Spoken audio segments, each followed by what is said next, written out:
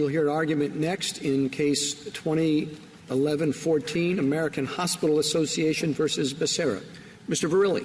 Mr. Chief Justice, and may it please the Court. Congress enacted the statute at issue, which I will refer to as paragraph 14, to curb the discretion HHS normally enjoys when it sets Medicare rates for outpatient hospital services. For the drugs covered by the statute, paragraph 14 directs that the agency may set rates based on acquisition cost and vary rates by hospital groups if it conducts a cost study that meets the requirements of the paragraph. If it does not do a cost study, rates must equal the average price for the drug determined by a cross-reference statutory formula calculated and adjusted as necessary for purposes of the paragraph. Now, in the order at issue, HHS set rates for Section 340B hospitals different from the rates for all other hospitals and purported to base those rates on acquisition costs. But it did not conduct the cost study that the statute requires. Now, at the threshold, the government asserts that courts cannot review that agency action, but no statutory text precludes review, and it makes sense that Congress would want review because the point of paragraph 14 was to constrain agency discretion. On the merits, the government asserts that separate cost-based rates for 340B hospitals can be justified as an exercise of the agency's authority to adjust price-based rates that the statute requires in the absence of a cost study. But paragraph 14 does not authorize HHS to vary price-based rates by hospital group, and it authorizes varying cost-based rates only in the presence of a cost study.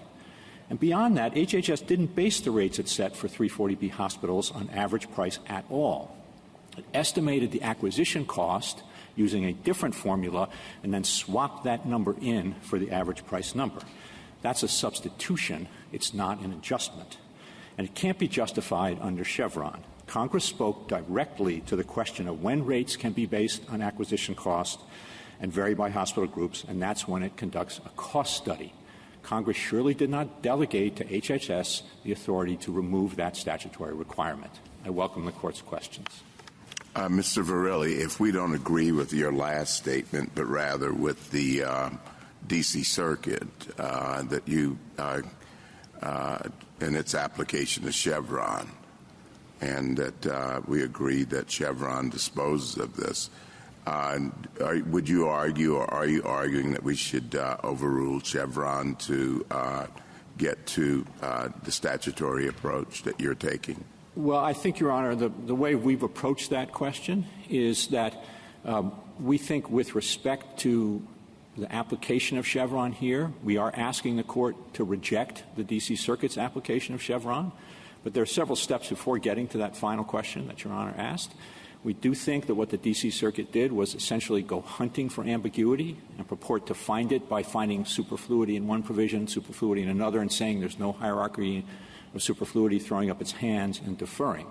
We think this is a situation in which the statute is clear, unambiguous at the first stage of Chevron, and therefore one doesn't get to the question of whether Chevron needs to be overruled. And even if the Court finds some ambiguity in that with respect to the statute, we think this is a case very much like MCI or very much like the Iowa Utilities Board case, which is cited at page 16 of the Chamber brief, in which whatever ambiguity and therefore discretion the agency has, this is so far outside of it because it effectively writes this provision out of the statute entirely, and Congress can't possibly have intended to delegate the agency the authority to do that.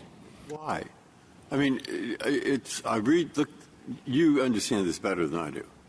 I look at paragraph 14. Okay, we're in this thing that says Roman numeral 2, down here on page 42A. And it says, now, what we're trying to do here is if we want them, we'll pay them back for what they pay the hospitals. That's one. But if you can't figure out what they pay, then look at the price of the drug. That's two. And then it says, as calculated and adjusted by the Secretary, as necessary for purposes of this paragraph. So I thought, what's the paragraph? The paragraph is 14. That's made pretty clear because above they say they say E is a subparagraph. Okay, so the paragraph must be 14. Now I read 14 2 or 3 times, and I say, what's the point of that? And And the point seems to be to pay the hospitals what they actually pay for the drugs, which sometimes you can figure out and sometimes you can't. And when it says adjust for purposes, they mean adjust so that you get closer to what the hospitals are really paying for these drugs. And that's what they did. So where am I wrong? Yeah, and I bet there are at least 7 places. I disagree with that, Your Honor, because I think there's a fundamental precept at stake here, which is that Congress doesn't just legislate objectives. It legislates the means by which those objectives are to be accomplished. That isn't what this says. This says for purposes of this paragraph. And purposes refers to, I think, objectives. So, but what I think the objective of this paragraph is that this paragraph is all about the means. Remember, the provenance of this paragraph is that previously these rates were set under the general Section 2 authority that the agency had, and that was producing unsatisfactory results. And so Congress pulled this out of the Section 2 methodology and said, we are actually going to prescribe in minute detail the means by which you are going to calculate the rates for this. Why did they pull it out? What word did you just use? They pulled it out because it was unsatisfactory. Correct. Paragraph All right. 2. Now, if it's unsatisfactory, we want a more satisfactory. What counts as satisfactory? Getting closer to the cost. And now we're at purposes. No, I think the purpose of the statute is evident on its face, and the purpose of the statute is to ensure reliability and accuracy and transparency in the methods that Congress has prescribed for calculating the rates. Accuracy and transparency in the calculation of average cost rates by using the cost study, accuracy and transparency in the calculation of price-based rates using the statutory formula as adjusted as necessary for purposes of the paragraph. But to read the for purposes of the paragraph language as giving them carte blanche to A, set acquisition cost rates, and B, vary those rates between hospital groups, which is the key point here, of course. They have varied the rates between hospital groups without doing the cost study that subparagraph 1 says you have to do those things. Well, I don't know. Maybe accuracy, but the transparency of Section 1395 LT 14A32, they haven't succeeded in that objective.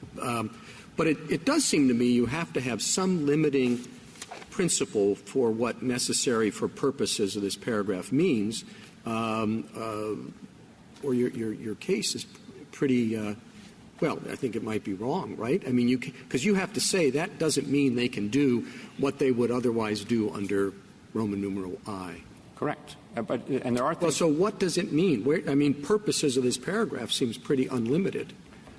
I don't think it can be read as unlimited, Your Honor, for the reason that it creates this giant superfluity problem. The subparagraph 1 seems very clearly to say that the rate shall be equal to acquisition costs as determined by the Secretary, taking into account the cost study. All of that becomes irrelevant if one reads paragraph the second subclause that way, and that seems to me itself to be a very significant constraint on the extent to which the agency can rely on that. Well, so what do you think purposes means? So I think purposes means that when the agency is following the methodology for rates based on acquisition costs, that it needs to follow the steps that the statute prescribes to ensure that those rates are as accurate and transparent as possible. No, this is kind of a catch-all at the end. The Secretary can adjust the costs that he's come up with for the purposes. But the price-based rates are calculated in an entirely different manner. That statute that is cross-referenced in subclause 2 takes you to another statute, and that other statute contains a very detailed formula for how one calculates a price-based rate. And one looks at the agency has to look at an entirely different set of data. For the subclause 1 acquisition cost analysis. Yeah, but that's your overarching argument. He does have the authority, or she, to adjust for consistent with purposes. What does that adjustment? Are you saying it can only be up to 1%, up to 10%? No, I'm saying that it needs to be, when the adjustment to the price-based rates has to be consistent with the authority to set price-based rates. So they can make adjustments, for example, as we have argued, they can make adjustments for overhead. to ensure that there's fair compensation. There are other kinds of adjustments that they can make to fill in gaps in that statutory formula. But like what? I mean, just to be more concrete here, because I understand the basic point that this phrase shouldn't be taken to give the Secretary authority to circumvent Roman numeral I. But what is left? I mean, the overhead costs seem to be provided for elsewhere.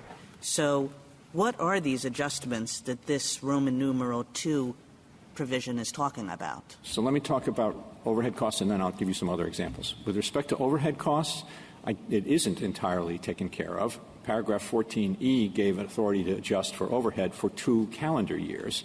Thereafter, the authority flows from this paragraph. And although there is a plus 6% figure built into the price formula in the cross-reference statute that I identified, it could well be that for some particular drugs that is inadequate. For example, these are extremely serious, significant drugs, chemotherapy drugs, radiation therapy drugs, et cetera. Some of them come with very high handling costs, refrigeration, special treatment, et cetera. So one might adjust that formula in order to ensure that there's fair compensation for that. There are other situations, I can give you some specifics in the statute, but there are other generic situations that one can imagine. Let's say year over year over year, the average price for a particular drug is coming in at a certain level, and then the data comes in for a particular year, and somehow it's dropped by 80%, and that seems like an anomaly. That's a situation, it seems to me, in which the agency would exercise its authority to adjust the results of the statutory formula to bring them into line with a more accurate average price. And then some other specifics. One we cite at page 24 of our brief, which is the statutory discretion in the cross-reference formula to include other price concessions in calculating the average price. They've got to make a judgment. Are they going to be in? Are they going to be out? That's an adjustment. Another one is 1395W3AC2B. Excuse me for the long references, but they are what they are in this case. That's the discretion to exclude certain sales from an entity that are nominal in amount. The agency has to make a judgment about that. That's an adjustment. Another one, there's Section 1395W3AC4, payment rules for when prices are not available, when they don't actually have the data. They've got to estimate that. That's an adjustment. All of those adjustments are done, though, to bring that average price number into line, making it a more accurate average price number. And again, I do think the key point here is that the main thing that happened here. But aren't those adjustments the adjustments that lead to the average price number? What Roman numeral II, I don't know even how to do this, is referring to are adjustments made to the average price. Well, so any adjustments that are being made in saying what the average price is has already been done. Now the Secretary has additional authority. I don't think one needs to read that provision that way at all, Your Honor. It says calculated and adjusted. And I think if one reads those two words together, it's conveying the sense that I'm describing of what the Secretary's responsibility is or authority is. You're trying to come up with a more accurate number. And particularly when we're talking about varying rates by hospital group, you cannot determine on the basis of the price data that statutory cross-reference requires the agency to look at what the rates for hospital groups are, because that's data that comes from manufacturers. It's not broken out by hospital group. It's the average sale price of the manufacturers to everyone. And I gather you think that under subparagraph 2, the Secretary can make distinctions among providers. You say it can't make distinctions among hospital groups, but it can make distinctions between hospitals in general and other providers. Is that right? That's what I understand you to say on page 44 of your brief. I think if the data would allow them to make meaningful price distinctions, then I don't read the statute as foreclosing it. The problem, of course, is that the data doesn't allow them to make, the data that the statute requires them to consider doesn't allow them to make those distinctions because the data isn't broken out by hospital versus non-hospital purchaser. Well, you say on page 44, the agency could adjust average price numbers to focus more closely on price paid by hospitals, since those numbers include other kinds of medical providers as well. So I took that to mean you can draw a distinction between hospitals and other providers. Is that right? If the data supports it, I think that wouldn't be outside of the scope of the authority, but the statutory authority here that the agency would have to have is the authority to vary the rates among hospital groups. And okay, and what do you find in subparagraph 2 that provides the basis for a distinction between adjusting prices among hospital groups versus adjusting prices of all incurred by paid by all hospitals versus other providers? I think the key point is that subclause 1 confers authority to vary among hospital groups if a condition is met, a cost study.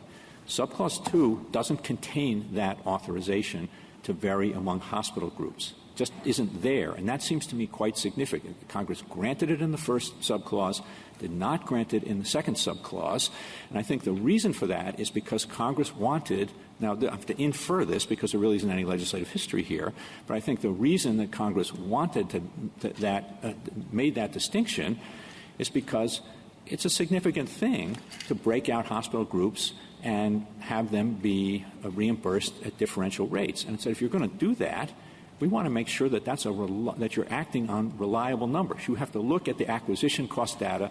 It has to be statistically significant. You've got to take the steps that the statute requires, and then you can make those judgments. And I think there's actually a common sense reason why Congress would have wanted that. Is there any dispute here that the 340B hospitals pay a lot less? No, it's certainly a subsidy. It's not disputed, here. Right? No, it's not disputed. It's a subsidy here. But, of course, it's a subsidy that Congress was well aware of when it enacted paragraph 14. The 340B program had been in effect for a while. And, in fact, that statute that Congress cross-references in the second subclause to calculate the rates, it specifically says that the discounts provided to 340B hospitals shall not be included in that calculation. And the agency recognizes that at page 53 of the Joint Appendix.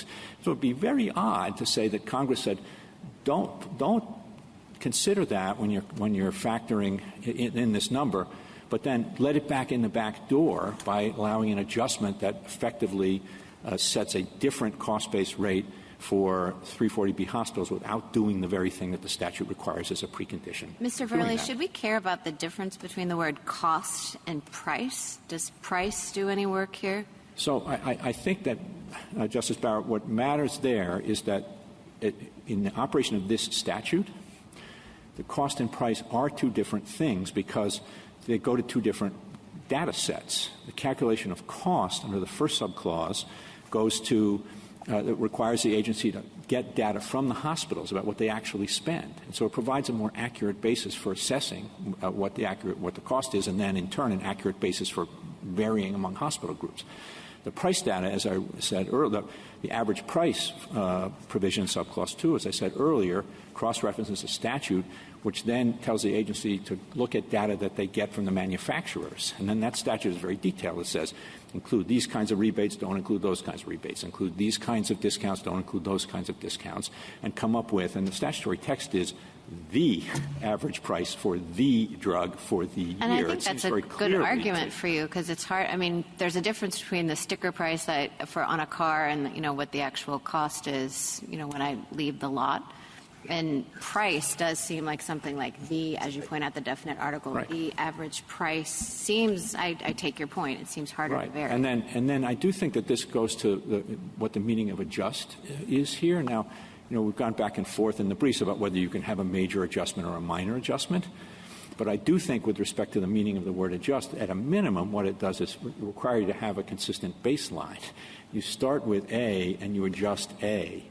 You don't start with A and substitute something totally different in for it and call it an adjustment. Counsel, I'm looking not at cost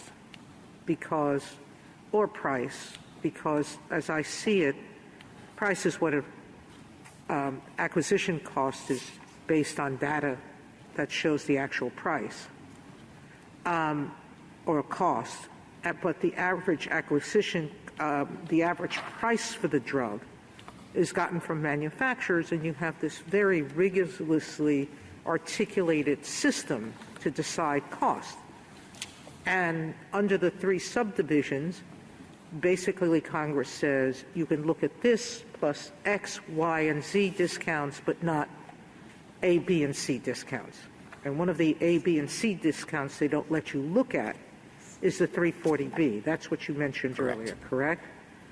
And I think you have a stronger argument to say if Congress says you can't include the 340B cost, then you can't add it back in and adjust it later when they've restricted you from using it once already. I have a more difficult time buying your argument that a word as broad as adjust for purposes of this paragraph would limit the agency altogether from deciding that there were regional differences that had to be compensated. So, for example, if there were higher wages in one part of the country as opposed to another, I don't see why the agency couldn't and wouldn't say, for the Northeast, we think the ASOP should be 8% as opposed to 6%, because wages are comparable to overhead costs, and we should vary the ASOP on that basis. And so I have problems with your argument that in all situations we should say the agency can't define regional differences or can't define hospital groups.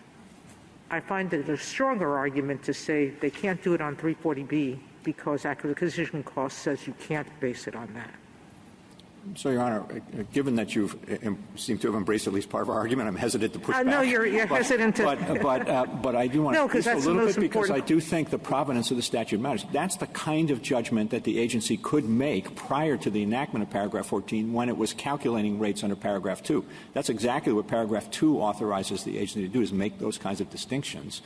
And what Congress did was pull these judgments out of paragraph 2 and say, no, we're not going to have you make those kinds of distinctions anymore. And you can you can set rates based on acquisition costs if you've got the reliable, transparent data.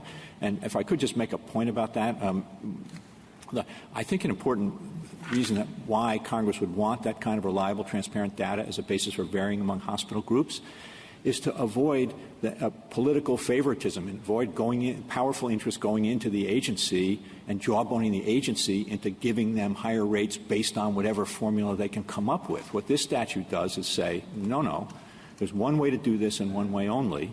That is, get the acquisition costs, do a statistically significant analysis of them, and if you can justify the differences based on that transparent data that we, Congress, can look at and the public can look at, go ahead and make that. If you don't have that, no variations among hospital groups. And then I do think that goes back to the statutory language about the average price for the drug for the year, which seems to me very clearly to be an indication with Congress that there is a single average price for the drug for the year, and the absence of any statutory authority to vary among hospital groups when undertaking that task. And I think it's, again, I'm inferring this, but I think that's a reason to infer that Congress would have wanted to constrict the agency's ability to make these group-based variations in situations where they don't have the transparent, reliable data that a cost study provides. Okay. As I've got this so far, dangerous. But I'm looking at 2, and it says the average price for the drug in the year, quite right, calculated and adjusted as necessary for purposes of this paragraph. So I'm back to purposes. And you make a strong argument. You say, look, average price for the drug in the year is something that some people in the agency might read off a few charts. And they read that off from the drugstore's sale price or whatever. And then they make some changes in it because it isn't quite right. But they can't go so far as to cut it 28% because they think the whole thing's too expensive. That isn't what purposes allows them to do. It's this smaller thing, not the bigger thing. So far, is that right? That's part of our argument. I know, yes, part. Okay. Next part. Now, suppose I think, which I'm not sure, but it's possible. You know, I now see you could read it both ways. It's possible. Now what do I do? And the natural instinct for me is to say Chevron. But Chevron's controversial, etc. And actually, when you think about it, Chevron's the wrong case. Because whatever Congress wanted done here, it didn't want to give the agency to choose. They did something definite. That word purposes means definite. It's definite. It means you're right or they're right. And so the right case is Skidmore. Now, that doesn't help you. Because Skidmore says when we get to something like they know more about it, just like A. James Kasner used to know more about property than I did. When they get to something they know more about, we ought to pay attention to them. So I don't want you to sit down, please, without saying something about Skidmore. Sure. 2 points about that. I don't think Skidmore helps in this situation, and I think that's because you can't. This is not a question about the agency's expertise. This is a question about whether the agency is invoking the statutory purpose to go beyond the means that Congress prescribed for carrying out that purpose. That's a question of statutory interpretation, and this Court has said over and over again that agencies can't invoke purpose to go beyond the specific means that Congress prescribed. And I really think that's critical here. This was, micromanaging may be putting it a little too strongly, but Congress legislated with respect to this category of drugs in minute detail. It said, you're going to either do it this way, acquisition costs with a cost study that's statistically significant, or you're going to do it that way. You're going to set the average price for the drug for the year using this statutory formula. Now, with the power to calculate and adjust as necessary for purposes of the paragraph. But I think to read that language as necessary for the purposes of the paragraph to give the agency essentially carte blanche to do whatever it wants is really to disregard the fundamental judgment that Congress made when it enacted this provision. Got it. Justice Thomas? Justice Breyer? Anything further? No? Can I just take you back to Justice Thomas's first question? If the only way we can reverse the D.C. Circuit is to overrule Chevron, do you want us to overrule Chevron? Yes, we want to win the case, yes. Along those lines, counsel, say that I don't buy the argument that this case implicates the major questions doctrine, as you've suggested, and that adjustments in light of this purposes of this paragraph can be reasonably read as the D.C. Circuit said it could be read, and as some of my colleagues have suggested here today. I say I accept those things. You indicate that we should reconsider Chevron, and you just did again in response to Justice Alito. What would you have us replace it with? What would it look like in your world? Well, I think I wouldn't presume to tell the Court what it should do in response to that question, but there are some options. And one certainly is to look at this statute and say, well, we don't think this is the case. We think this statute is unambiguous. I understand but that. But to say, if the majority of the Court disagrees with you about that, and you say you still want to win the case, what does that look like? Well, I think it could look like any number of things. One is, even if one thinks that the reading of the D.C. Circuit is within the realm of possibility and its idea of dueling superfluities is a valid justification for invoking Chevron, which I don't think it is, that there's clearly a best reading of this statute, and it's our reading. That because the consequence of reading it in the way that the government is asking you to read it is that you really do read, you take something that Congress prescribed as mandatory as a precondition for setting cost-based rates, and you turn it into an option that the agency is free to accept or reject as it wishes.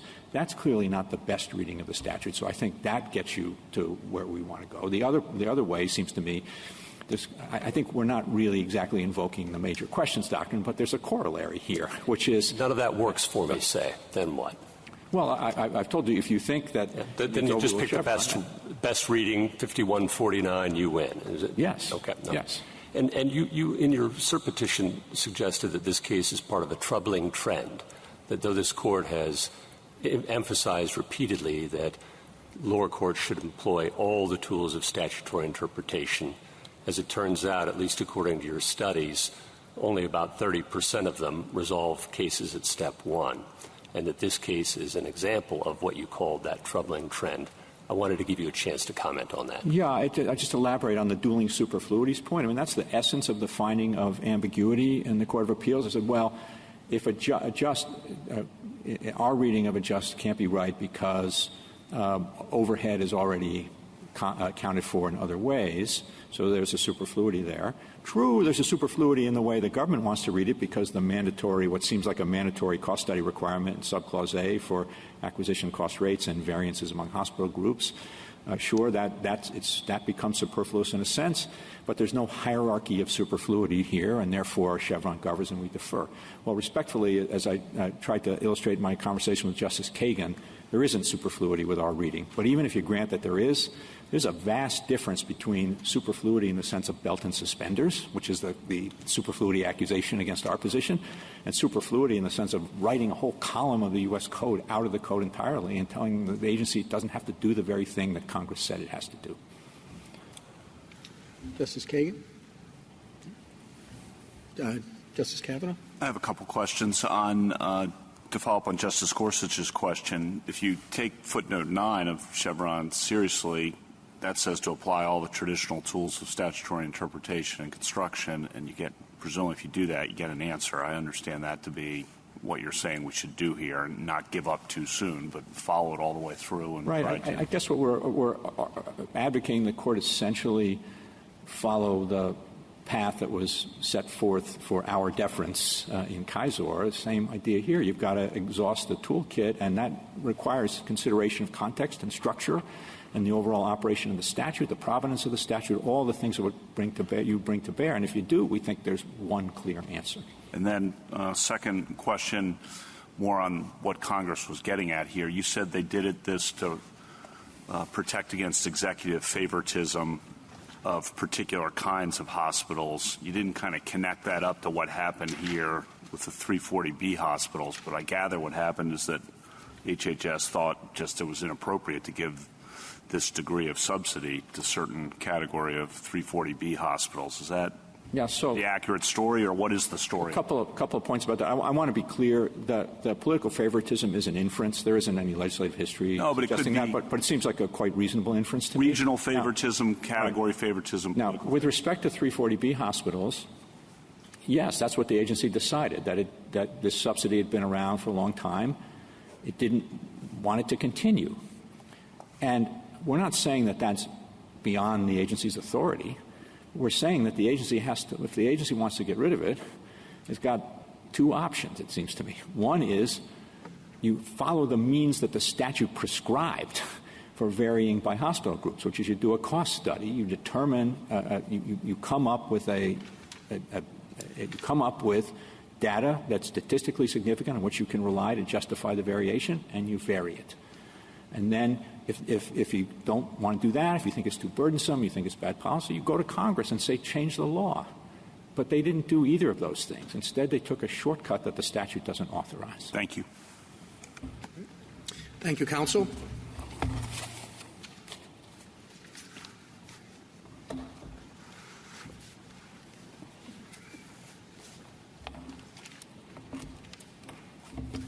Mr. Michel? Mr. Chief Justice, and may it please the Court. Petitioners ask this Court to hold that Congress compelled Medicare to knowingly and dramatically overpay 340B hospitals for covered drugs at the direct expense of Medicare beneficiaries and other hospitals. Neither the statutory text nor common sense supports that result. First, Congress precluded review of covered drug rates for the same reasons that it precluded review of other OPPS rates. Those rates are bound together by the statutory budget neutrality requirement, and invalidating them years after payments have gone out the door would badly destabilize the Medicare system. Congress instead reserved review for itself. Indeed, as my friend said this morning, the highly detailed nature of this provision illustrates that fact. In any event, the rates here are lawful under that provision. Subclause 2 authorizes the agency to adjust rates, quote, for purposes of paragraph 14. Those purposes must include aligning reimbursement rates with acquisition costs. After all, that is what Subclause 1 expressly provides. And importantly, the cross-references in Subclause 2 are to proxies for acquisition cost. The two subclauses are thus different means to the same end. Petitioners have no plausible account of paragraphs 14's purposes that exclude cost-based reimbursement. My friend said this morning that HHS could exclude price concessions or tailor the rate for different providers, but that's not materially different than what HHS did here. My friend suggests that 340B, Section 340B itself ensures providers, 340B providers, a subsidy under Medicare. But that cannot be correct because everyone agrees that Subclause 1 allows the agency to set the rate for 340B hospitals at acquisition cost. The agency here made a more modest adjustment, requiring 340B providers to share some of their discount with Medicare beneficiaries and other hospitals. That sound approach was well within the agency's statutory authority, and the decision below should be affirmed. Mr. Michel, it's hard to see what's left of subparagraph 1 if we accept your argument, your interpretation of subparagraph 2. Why would you ever collect survey data under subparagraph 1 if you can do everything that you say you can do under subparagraph 2? Well, Justice Thomas, the survey still provides a lot of benefits to the agency. That's the Subclause 1 authority. First of all, Subclause 1 makes it per se permissible for the agency to set rates at acquisition cost as determined by the survey. Now, in Subclause 2, the agency has to show a lot more than that. I don't think there's any dispute about the agency's showing in this case, and I took my friend this morning to accept that there's no debate about this data, but that's idiosyncratic about this case because, remember, HHS runs the 340B program, so it has that data. But there's all kinds of other data about hospitals that HHS could use under Subclause 1 if it took the survey to make as a basis for. So how often have you conducted Subclause 1 surveys? So the agency has only conducted one since the statute was enacted. When was that? That was in 2020 while this case was pending. Yeah. I would note, though, that in the same instruction that Congress gave to the agency to conduct, quote, a periodic survey, it instructed the agency to take into account, this is D2, sub 14D2, it told the agency to take into account the recommendations of the GAO, which conducted the original study back in 2004. And the recommendations of the GAO were, don't do very many studies because they're very burdensome on the study takers, they're very burdensome on the hospitals, and they don't actually produce results that are all that accurate. In fact, the GAO said the proxy rate, the rate set under Subclause 2, is a better and more accurate rate than you'll often find under the survey. And so HHS, per the statutory instruction, has followed that approach. And I'll say one word about the 2020 survey, and this is outlined in the Federal Register notice. HHS in that case surveyed about 1,400 340B hospitals, and they gave them two options. They said you can either tell us your acquisition cost or you can check a box that says just use the data you already have. 7% of the hospitals gave the actual data. 55% checked the box, and 38% didn't respond.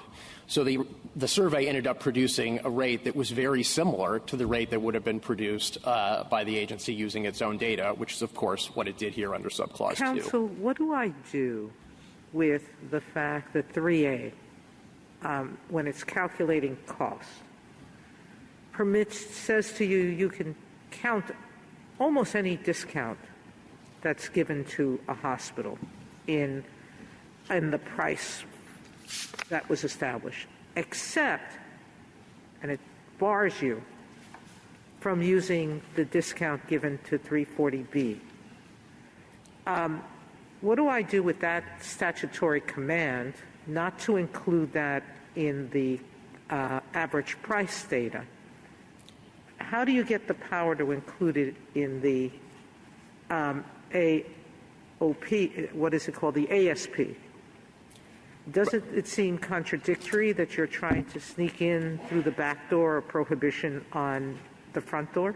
No, I don't think so, Justice Sotomayor, and I have two basic answers to that. First, the reason that most discounts are included in this is the 1395 W3A rate. Yeah, 3A. You know what I... No, yeah, I know. But 340, that is the rate for reimbursing physicians.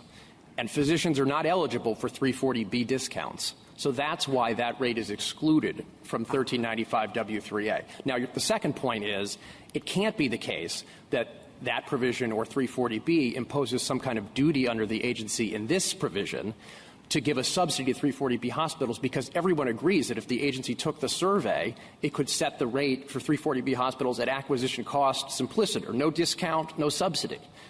And there's no way Congress said you can do that under subclause 1, but you lose that authority under subclause 2. In fact, under subclause 2, Congress allowed the agency to make an adjustment, and the adjustment to change the rate so that it's applicable to hospitals instead of just physicians is exactly the kind of adjustment Congress would have had in mind.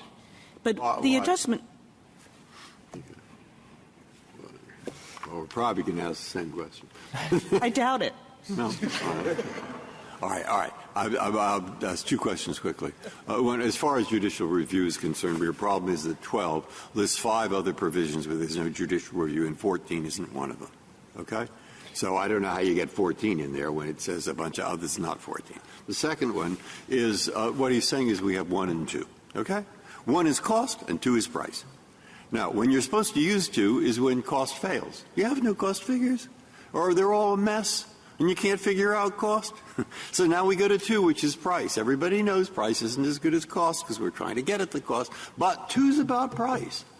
And so why would they put in there purposes, adjust for purposes, if they didn't mean price-based purposes? If they meant cost-based purposes or Section 2-based purposes, I mean, they wouldn't have destroyed 1 as they've done if we have your reading of 2. So I hope I've got that right. No, but I think that's the argument. So I don't want to completely let the preclusion argument go, but I'll answer the second part of your, and I hope I can come back to that, but I will answer the second part of your question first, if that's okay. I think subclauses 1 and 2 are pursuing the same end. They're both pursuing acquisition cost-based reimbursement. And the way we know that, this is following up on the question from Justice Sotomayor earlier, is that the cross-reference provision doesn't direct the agency to set the rate at price qua price or price simpliciter. It makes 2 important changes. It says add 6%. Everybody agrees that 6% is the acquisition cost. It's the little bit extra that it costs to acquire the drug. And then it says subtract most of the discounts, except 340B, and we have a good explanation for why it doesn't say 340B. That's acquisition cost. And that's not something the agency has come up with on the spot. That's been the agency's position the entire time, since 2006. And in fact, in the 2006 rule, hospitals agreed that the ASP plus 6% is an accurate measure of acquisition cost. And in fact, in the very rules at issue in this case, the agency but set Mr. Michel, the rate. To say that the two have some relationship to each other, of course they do. But they're not the same in the ways that Justice Barrett pointed out. That the acquisition cost is really what a particular hospital has paid or a particular group of hospitals, and this average price, the average price for the drug, is something much broader than that. That does not does not suggest that you can vary it by hospital group or by individual hospitals. And the question here is why it is that you would read this little delegation at the end. Yeah, it's a broad delegation in its place. But why you would read it to override the basic statutory structure here. The basic statutory structure here is you can charge acquisition cost when you've done a survey. And when you haven't done a survey, which the agency has refused to do for years, well, then you don't get to do this. You have to do something else. Well, Justice Kagan, a couple of answers. First, on the singular point, the average price, I don't think that can get my friend very smart, because if you look at subclause 1, it also refers to the average acquisition cost. And I think we all agreed that that can be One varied. is varied by hospital group. The other is not varied by hospital group, so suggests a single uniform number. No, but, respectfully, we would read the purposes of paragraph 14. I think this comes back to a question Justice Breyer asked earlier. If you're trying to determine the purposes of a statutory provision, I think this Court has told us, look at the text of the statutory provision. And here, the text of the statutory provision sets it up as if you do a survey, you can do one thing, and if you don't do a survey, you can't do that thing. Justice Kagan, and you're saying that this delegation should be read to say, if you do a survey, you can do this thing, and if you don't do a survey, you can also do this thing. Justice Kagan, if the statute said if you don't do a survey, you can't do this, we'd be in real trouble in this case. But that's not what the statute says. The statute says, subclause B, or subclause 2, if acquisition cost data are not available, which everybody agrees they're not in this case. It's subparagraph 1 that makes the use of the acquisition cost conditioned on doing a survey explicitly. Justice Kagan, respectfully, I disagree. It doesn't say if. It says set the rate at average acquisition cost as determined by the Secretary, taking into account hospital cost survey data. Or 2, if acquisition cost data is not available, the average price as adjusted if is necessary you've done a survey, do the acquisition cost. If you haven't done a survey, do the average price. As adjusted by the Secretary for purposes of this paragraph. But not to override the point of doing a survey in order to get acquisition costs. Justice Kagan, I think the Court's opinion in Michigan versus EPA is helpful here. In that case, the Court was interpreting a provision of the Clean Air Act that allowed the agency to regulate as necessary and appropriate. The EPA's argument in that case was because another provision of the Clean Air Act directed regulation based on cost. It wouldn't read appropriate and necessary to include cost. And this Court, there was a dissent in that case, but the Court was unanimous on the proposition that the agency it was unreasonable for the agency to read the statute in that way because a broad term like necessary and appropriate necessarily took account of cost, and the fact that it was enumerated separately in the statute did not express, some kind of expressio unius inference. And here I think you have the opposite of expressio unius. Subclause 2 says take into account the purposes of the paragraph. How could you be clearer about what the purposes of the paragraph are than to read subclause 1 of that paragraph, which says you can set the rate at average acquisition cost? And again, this is not a new argument. This is the position that the agency has had all along. And in this very rule, the agency set the rates for the other non-340B drugs at acquisition cost, not by rote application of the statutory cross-reference, but it explicitly said because that approximates average acquisition cost. And my friend representing the hospitals, many of which are not 340B hospitals, is not here telling you that that's unlawful, that that's inaccurate. And I think that's because there's widespread consensus that subclause 2, that the cross-referenced rate is a proxy for average acquisition cost. And so I was concerned about Mr. Verrilli's that the force of his argument was that the adjustments for purposes didn't mean anything. I think you have the flip concern, which you seem to think it means everything. Not at all, Mr. Chief Justice. I mean, paragraph 14 is not that broad. All you really have to hold in this case, of course, we think, is that paragraph 14's purposes include the very purpose that's specified in subclause 1 of paragraph 14. Now, you could certainly imagine the agency coming up with all kinds of reasons that would like to adjust reimbursement rates up or down. There could be political favoritism. It could be that the agency likes hospitals that provide one particular services or dislikes hospitals that provide a particular service.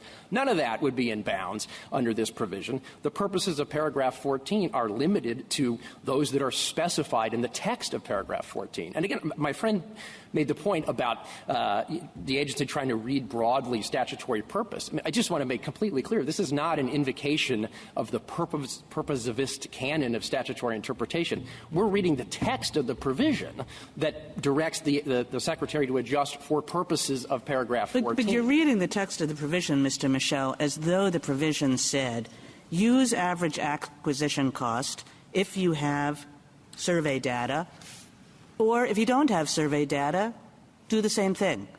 And that's not what this provision says. This provision says if you have survey data, you do one thing, and if you don't have survey data, you do a different thing. Well, respectfully, Justice Kagan, the different thing is because it includes adjustment for the purposes of the paragraph. Yeah, you're saying the different thing is the same thing. But why would Congress have written a statute like that? If you have survey data, you can do this. If you don't have survey data, you can do that. But then we'll read the statute to make that mean this. No, I think Congress wanted the common sense notion that reimbursement would reflect acquisition cost instead of, for example, in Justice Barrett's earlier example, someone who says, I bought a car for $20,000 and I'd like to be reimbursed by my employer at the sticker price of $28,000. I mean, that doesn't make any sense, and there's no reason that but that's exactly what my friend's argument is in this case. His argument is then you should go do a survey. Well, to be clear, we did do a survey. survey. And I would also point out my friend objected vigorously to that survey, which I think really undermines the argument that that's a superfluous provision since he's invoking it against us in this very case. If the Secretary does a survey, does the Secretary have to survey all hospitals? Could the Secretary do a survey of just the 340B hospitals? So, I mean, that's that's the issue that we're disputing about the survey. The 2020 survey, as I noted to Justice Thomas earlier, was just of 340B hospitals. We think that complies with the survey instructions in paragraph 14D. The 340B hospitals, unsurprisingly, don't, because I think the 340B hospitals don't want the result of the survey because the survey is going to lead to lower rates for them, lower rates even than they have now under HHS's well, if the survey has to be of all the hospitals, that is the petitioner's position. There has to be a survey of all hospitals or no hospitals. I don't want to put words in my friend's mouth. Well, okay, that's an unfair question. I think there was a footnote in their brief where they object to that aspect of the survey. Mr. Michel. Well, then. I'm sorry. Finish. Well, if that's the case, then that does seem to provide an additional reason for what you've done under 2. So if you have a group of hospitals that indisputably pay less, but the only way in which you could adjust for that hospital group is to do a survey of all hospitals, 2 provides you a way of making a much more targeted response to that particular provision. That particular situation. I think that's exactly right. It goes back to the point I made to the Chief Justice earlier that this is a sort of idiosyncratic case in that HHS has this data, the 340B data, because we run the program, and also there's been a decade's worth of independent studies that we cite. That's not going to be the case for all manner of other adjustments that HHS might want to make. And in fact, that the original 2005 survey that I mentioned to Justice Thomas earlier drew distinctions between teaching hospitals, urban hospitals, large hospitals, and the GAO found that there are significant differences in all of those different categories. But because we don't have that data, we're not going to make adjustments based on that in our subclause 2 data. All we're saying is that here, where we do have the data, which I take it my friend doesn't dispute, we can take that into account to make a modest adjustment. And his position has to be that Congress compelled the overpayment. And I don't want the point to slip away that overpayment comes at the expense, just a half sentence, at the expense of Medicare beneficiaries and other hospitals, which is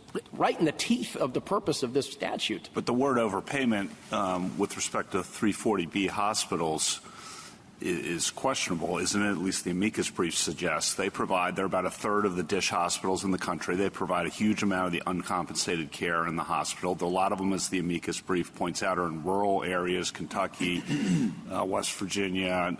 The states are listed, Arkansas, in the amicus brief, Texas, rural areas. And those hospitals say that, and Congress is well aware of this, and so to say overpayment, I think, is part of the picture, but doesn't take account of the whole 340B picture, which is more complicated. 2 points, one of which I've made already, but I think it's important. Congress allowed HHS to take out the whole 340B discount and set the rate at acquisition cost if it takes a survey. But that's a constraint because then the agency would have to treat the hospitals the same. No, subclause 1 allows it to vary by hospital. I'm sorry, it's a constraint unless they did that. The agency would have to treat the hospitals the same. Only if they do the survey. So it's a precondition, right? I mean, my point again is that that's not what the statute says, and I don't understand how Congress would have had that purpose in subclause 1 and somehow abandoned it by subclause 2, where it gave the agency authority. But to take your more factual point I would urge you to read as I know you have, the amicus briefs of the Federation of American Hospitals and the rural hospitals that are filed on our side of the case, and those briefs explain that the rural hospitals in particular have relied on the offsetting 3.2% adjustment that we made in this rule to provide care to their patients. And also the Federation of American Hospitals represents for-profit hospitals, but many of those provide equally large levels of care to uninsured persons and other people too. So I don't think it's as simple as saying 340B hospitals have some kind of distinctive entitlement to that. I want to make clear the agency supports the work of 340B hospitals. We make major DSH payments to them. We're certainly not here saying that the work shouldn't be valued. What we're saying is that the Medicare program was not designed to subsidize 340B hospitals. Mr. Michel, I'm sorry. And just the last point on 340B, I want to stress 3 things. really quickly. One, they're keeping a lot of the overpayment here because we made a modest adjustment. Two, they're keeping a lot of the discounts that they get under 340B because we're only talking here about Medicare. Obviously, they benefit from the 340B discounts in all of their other operations, private insurance, state insurance, et cetera. And third, they themselves benefit from the 3.2% offsetting adjustment because that goes to all other OPPS services, and obviously 340B hospitals provide a lot of those services. So, Mr. Michel, I want to return to the question of Chevron deference here. Your friend on the other side has said that we should, apply a Kaiser versus Wilkie approach here, emphasize that lower courts in applying Chevron need to apply all of the tools in the toolkit. And a lot of the questions that you've been getting that we've been going back and forth about have to do with the problem that there's superfluity maybe on either side of this. So, and I would have thought that the theory of Chevron is that when there's ambiguity in a statute, maybe vagueness would be the better description, that that's an indication that Congress has delegated authority to the agency to fill it. But the D.C. Circuit described it this way. It said, when competing readings of a statute would each occasion their own notable superfluity, that manifests the kind of statutory ambiguity that Chevron permits the agency to weigh and resolve. Does the government agree with that statement of when Chevron deference applies? I think that is an accurate statement about Chevron deference. I mean, of course, our principal submission here is that you don't need to apply Chevron deference because we have the better reading of the statute. And again, I think really the key question in this case is what does the textual phrase purposes of... Yeah, but I don't think it is Chevron. And I was serious about that. Why? Because Chevron, you go back and look what a reasonable legislature who didn't give this 2 seconds thought, because if they're, would a reasonable legislature have wanted to give the agency the power to do either? Perhaps first one, then the other. They could change its mind. Okay? The answer to that question must be no. Because if you're right, those words purpose gave the agency a big power, and Justice Alito went into it to some degree, and others have, and so did Justice Kagan, a big power through Roman numeral II, and if they're right, it was a little power. And it's an important question in this area, and I don't really see how a reasonable person in Congress would have wanted to give the agency the power to first interpret it the one way, then interpret it the other way. But there is a ready-made doctrine for the situation I'm describing, and that's Skidmore. Justice so Breyer, what do you think? I'm not as definite as I sounded. I'm not here to reject, any kind of deference you want to give us, but I mean, if you look we at want to get this right for the reason that it is has implications well beyond this case. Right. So, Justice Breyer, the provision that we're interpreting here says, as calculated and adjusted by the Secretary as necessary for purposes of this paragraph. I think you'd be hard-pressed to find a more explicit delegation of authority to an agency. And then, of course, there's delegation, but the question is, does that word purposes mean purposes more directly related to Section 14, or does it mean purposes that might be broad enough to come in under 2? And that would underscore Justice Kagan's point about eviscerating, through the use of 2, the limitation that is set in 1.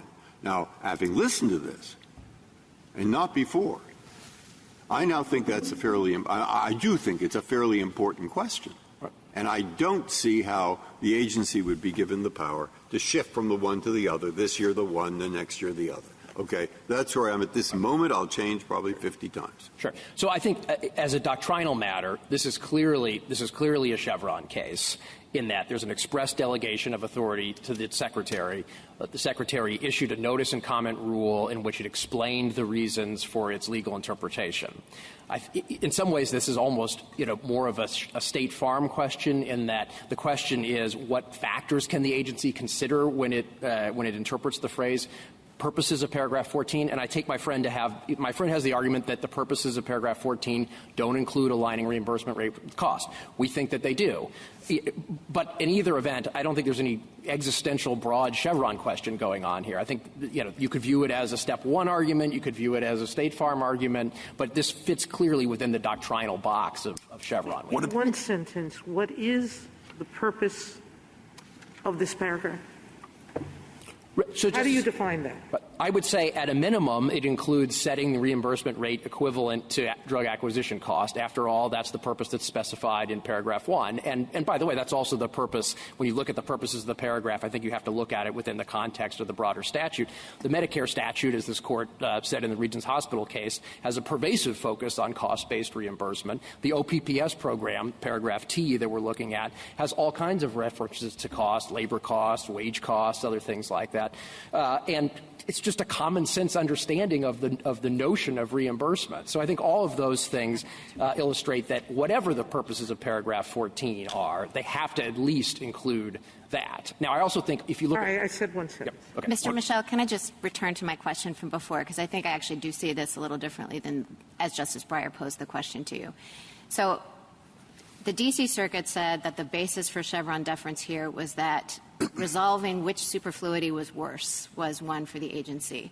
Is that kind of statutory interpretation difficulty one that should trigger any kind of deference, whether it be Chevron or Justice Breyer was, posing Skidmore? It seems to me that might be just an interpretive question. The classic problem of statutory interpretation that a court should resolve, that the APA says courts resolve, as opposed to one that reflects some sort of delegation to the agency. Right. So, as I said, I think there's a clear delegation to the agency here. I think that the Court has many times deferred to HHS in interpreting Medicare statutes. We do think deference is warranted here. We also recognize, as I think Justice Kavanaugh said earlier, footnote 9 of Chevron indicates that a court should, apply all the tools of statutory construction.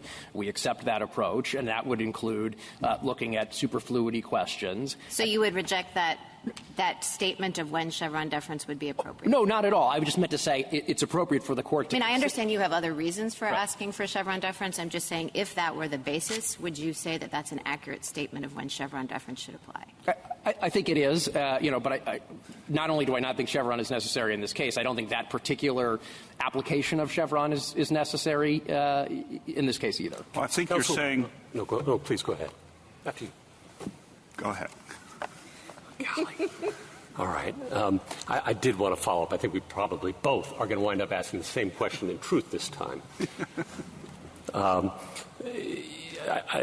In your answer to Justice Barrett, I think you focused on, the competing problems of both interpretations. They both create a superfluity.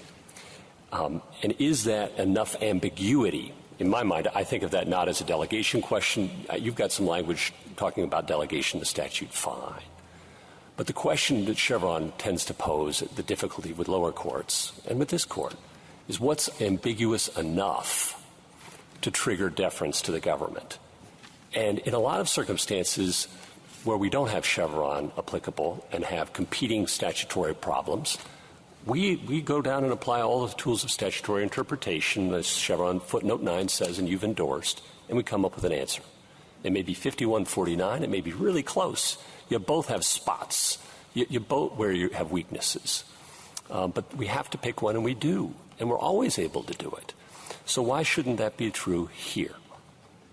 Sure. I want to be clear at the outset, we're not conceding that there's superfluity on both sides. We think that... Suppose there is, because you also say the D.C. Circuit was right to invoke that as a basis for Chevron deference, correct? I agree that is theoretically true. I'm not sure the D.C. Circuit was saying that the government's reading is superfluous. In fact, I don't think both created that problem, and that therefore Chevron deference is appropriate. You say it's warranted on that grounds.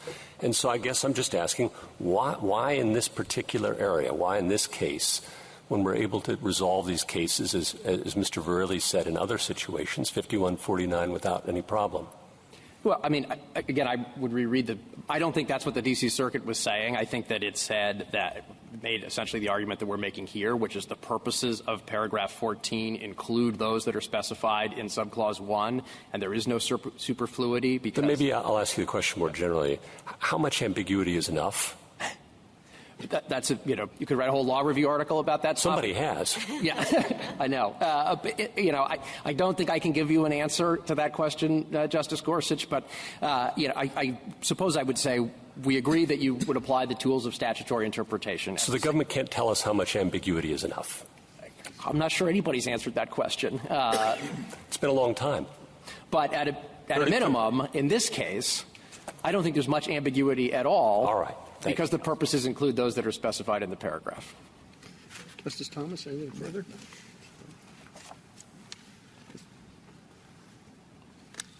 Justice Gorsuch? Can't help myself, sorry. One last question.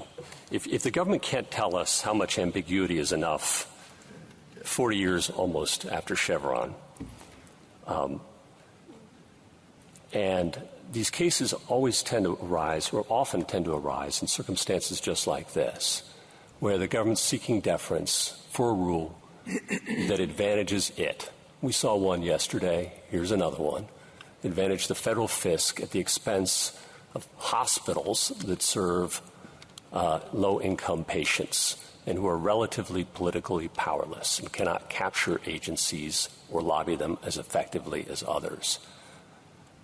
What are your thoughts about that? So I have to start, Justice Gorsuch, by saying that's not this statute. This statute does not advantage the federal fisc. It expressly calls for reallocating the funds among other hospitals. And as I said, in direct correspondence with the $1.6 billion downward adjustment that HHS made in this case to align 340B hospitals' reimbursement with their costs, it reallocated 3.2% to all other providers of OPPS services. To other more favored providers. Well, and no. So these providers wouldn't be here if they weren't heard, right? You don't dispute that the 340B hospitals have a complaint.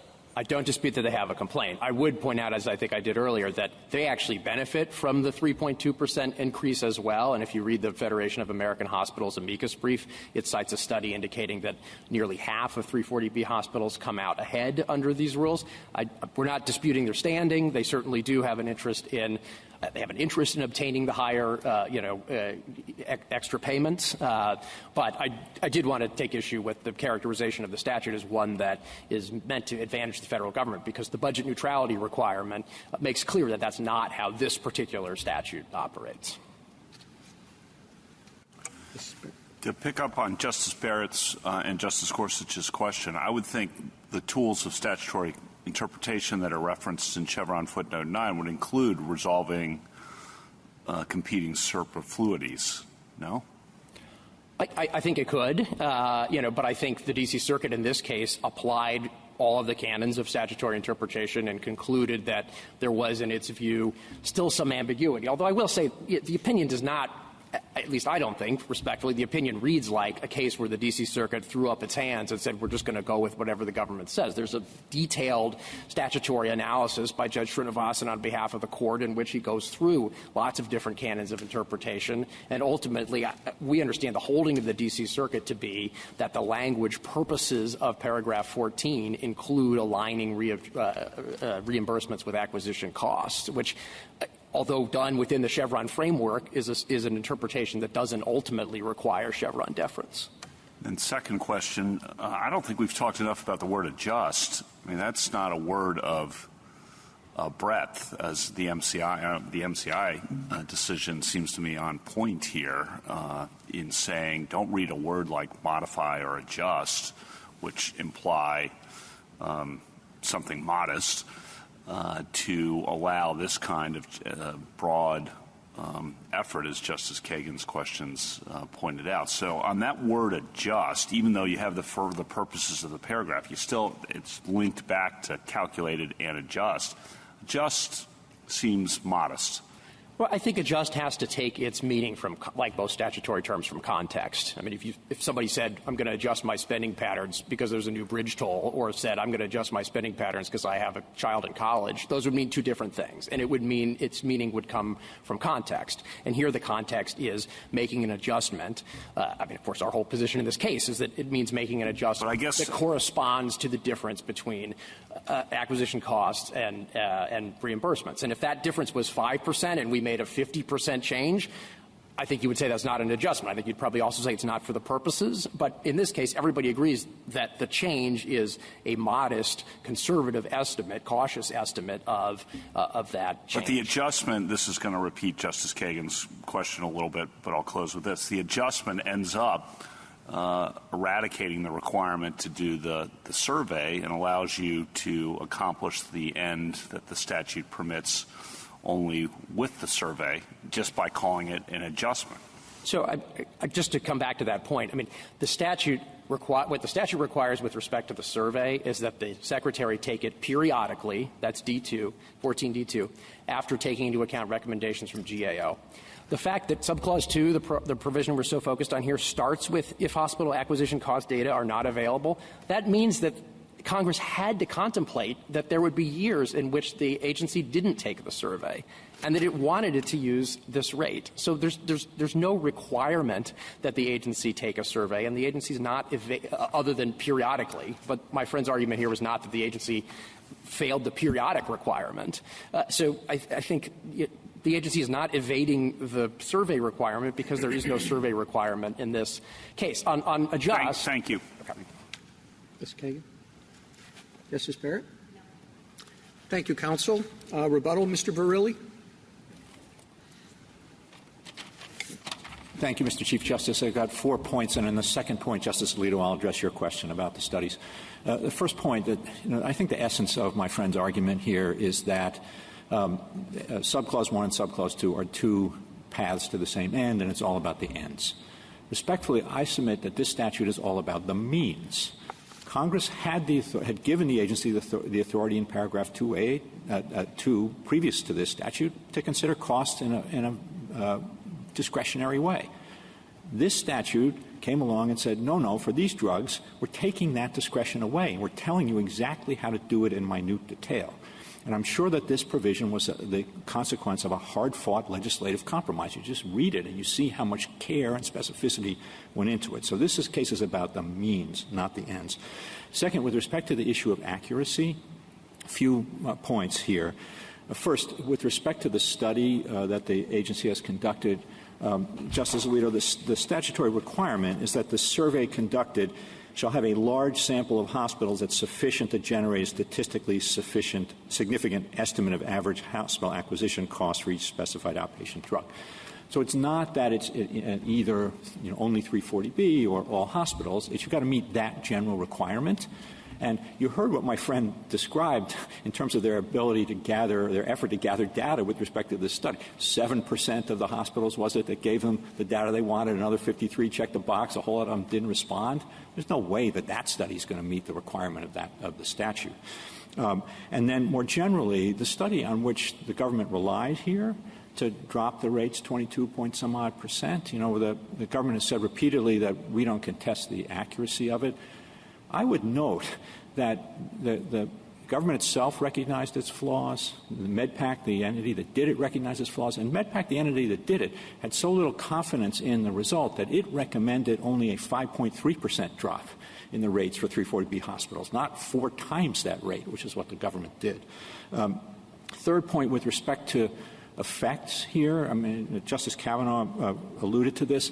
I think it's important to understand the full picture. That you take this $1.6 billion away from these hospitals, you are reducing the care that they provide to underserved populations by that amount.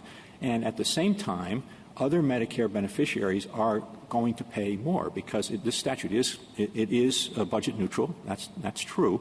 But what that means is that there's an extra $1.6 billion a year that raise the reimbursement rates for other services, which in turn raise the copays for those other services. So other people are going to be paying more as a result of this judgment.